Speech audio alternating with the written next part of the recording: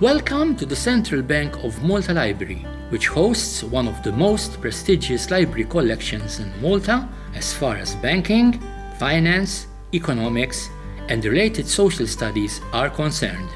We aim to become the island's principal hub of debate and research in these fields. The uniqueness and size of its collection, with titles dating back to 1925, make it an invaluable port of call for serious researchers and scholars. Researchers have access to over 12,000 books, academic journals, reference material, and more.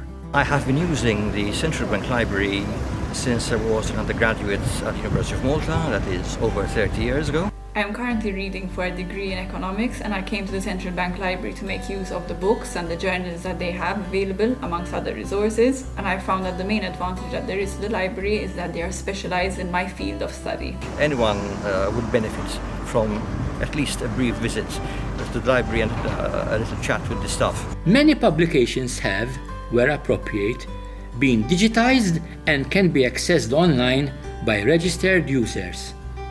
Registration is free, and users may normally borrow publications for up to 3 weeks, although reference material cannot be removed from the library.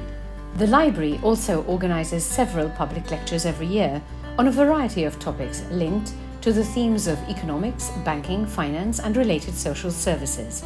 These are being offered in virtual format with recordings available through our website for those who are unable to follow live, creating a rich depository of information for posterity. Our trained staff are also able to assist with tracking down information from our shelves, thanks to a state-of-the-art archiving system. We also scan and copy documents to our registered users, of course, when copyright restrictions allow us to do so. Looking for a newspaper article, a bibliographical reference? Just ask us. Our qualified library personnel are at your service.